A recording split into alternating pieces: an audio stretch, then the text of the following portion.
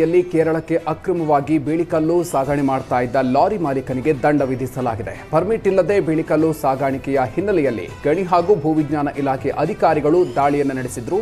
ಈ ವೇಳೆ ಲಾರಿ ಮಾಲೀಕರಿಗೆ 67,920 ರೂಪಾಯಿ ದಂಡವನ್ನು ವಿಧಿಸಿದ್ದಾರೆ. ಪರ್ಮಿಟ್ ಇಲ್ಲದೆ ಕಲ್ಲು ಸಾಗಣೆ ಮಾಡ್ತಾ ಇರೋ ಬಗ್ಗೆ ಸಾಕಷ್ಟು ದೂರುಗಳು ಕೇಳಿಬಂದಿತ್ತು. ಇದರಿಂದ ಭೂ ಮತ್ತು ಗಣಿ ಇಲಾಖೆಯ ಅಧಿಕಾರಿಗಳು ದಾಳಿ ನಡೆಸಿ ದಂಡವನ್ನು ವಿಧಿಸಿದ್ದಾರೆ.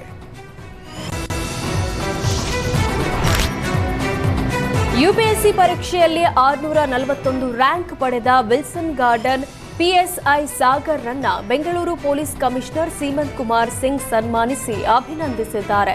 ಕಳೆದ ವರ್ಷವಷ್ಟೇ ಪಿಎಸ್ಐ ಆಗಿ ನೇಮಕಗೊಂಡಿದ್ದ ಸಾಗರ್ ಕರ್ತವ್ಯದಲ್ಲಿ ಇದ್ದುಕೊಂಡೇ ಯುಪಿಎಸ್ಸಿ ಪರೀಕ್ಷೆ ಬರೆದಿದ್ರು. ಕೋಲಾರ ಮೂಲದ ಹಳ್ಳಿಯೊಂದರ ರೈತರ ಮಗ ಸಾಗರ್ ಸಾಧನೆಯನ್ನ ಸೀಮಂತ್ ಕುಮಾರ್ ಸಿಂಗ್ ಮೆಚ್ಚಿ ಕೊಂಡಾಡಿದ್ದಾರೆ.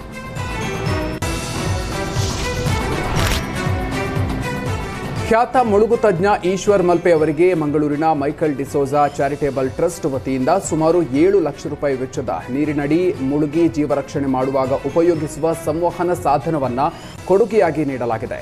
ಮಲ್ಪೆ ಚರ್ಚ್ ಆವರಣದಲ್ಲಿ ನಡೆದ ಸರಳ ಸಮಾರಂಭದಲ್ಲಿ ಹಸ್ತಾಂತರ ಮಾಡಲಾಯಿತು. ಈಶ್ವರ್ ಮಲ್ಪೆ ಅವರು ರಾಜ್ಯದ ವಿವಿಧ ಭಾಗಗಳಲ್ಲಿ ನೀರಿನಲ್ಲಿ ಮುಳುಗಿದವರ ರಕ್ಷಣೆ ಮಾಡ್ತಿದ್ದಾರೆ. ಇಂಥ ಕೆಲಸಕ್ಕೆ ಸೂಕ್ತ ಆಧುನಿಕ ಸಾಧನಗಳು ಇಲ್ಲದೆ ಕೆಲವೊಮ್ಮೆ ಅವರ ವೈಯಕ್ತಿಕ ಜೀವಕ್ಕೂ ಅಪಾಯ ಉಂಟಾಗುತ್ತೆ. ಇದರಿಂದ ಮೈಕಲ್ ಡಿಸೋಜಾ ನೀರಿನಡಿಯಲ್ಲಿ ಇದ್ದಾಗ ಮೇಲೆ ಇರುವವರ ಜೊತೆಗೆ ಸಂವಹನ ಸಾಧಿಸುವ ಸಾಧನ ನೀಡಿದ್ದಾರೆ. ಈ ವೇಳೆ ಮಾತನಾಡಿದ ಈಶ್ವರ್ ಮಲ್ಪೆ, ನೀರಿಗೆ ಬಿದ್ದವರ ರಕ್ಷಣೆಗೆ ಹೋದಾಗ ಹಲವು ಬಾರಿ ನನ್ನ ಜೀವಕ್ಕೆ ಅಪಾಯವಾದ ನಿದರ್ಶನಗಳಿವೆ. ನೀರಿಗೆ ಬಿದ್ದ ವ್ಯಕ್ತಿಗಳ ಜಾತಿ ಧರ್ಮ ನೋಡದೆ ಮೊದಲು ಅವರನ್ನು ಬದುಕಿಸುವ ಪ್ರಯತ್ನ ನಮ್ಮದು. ಇಂಥ ಕೆಲಸ ಮಾಡುವಾಗ ಜನರ ಪ್ರಾರ್ಥನೆ ಮತ್ತು ಹಾರೈಕೆಯಿಂದ ಸುರಕ್ಷಿತವಾಗಿ ನಾವು ಮತ್ತೆ ನೀರಿನಿಂದ ಮೇಲೆ ಬರೋದಕ್ಕೆ ಸಾಧ್ಯ ಆಗಿದೆ ಅಂತ ಹೇಳಿದರು.